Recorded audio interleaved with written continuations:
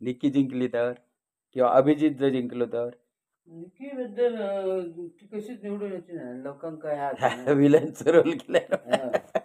पण तिला ऍक्च्युली व्यवस्थित ऍक्च्युली ती तशी नाही ऍक्च्युअली सगळं तिने आई कशा म्हणत होती ती ना मी संस्कार तुला असे दिले होते का हे ते नाही म्हणाली ना ती तसे आई वडील काय संस्कार तसे देणत नाही ग मुलानंतर बाहेर खय खय राहतात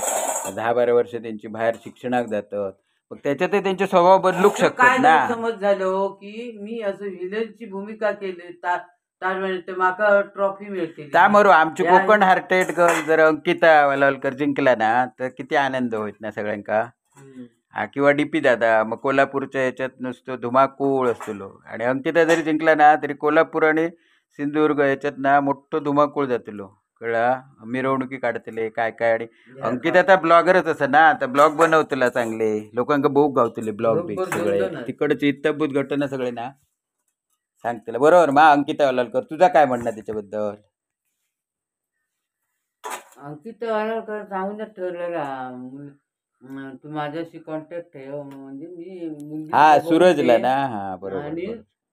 सर्व खरं म्हणजे खर्च करीन बरोबर तुझ्या त्या ह्याचा लक्ष ठेवतील लग्न त्याच्यावरती ते का कोण कार्यात फसवू नये काय म्हणा सूरजला हो आणि फसून लक्ष ठेवतो चांगला बरोबर बरोबर बरोबर त्या चांगला घडला तिचा आणि लग्न होत त्याचं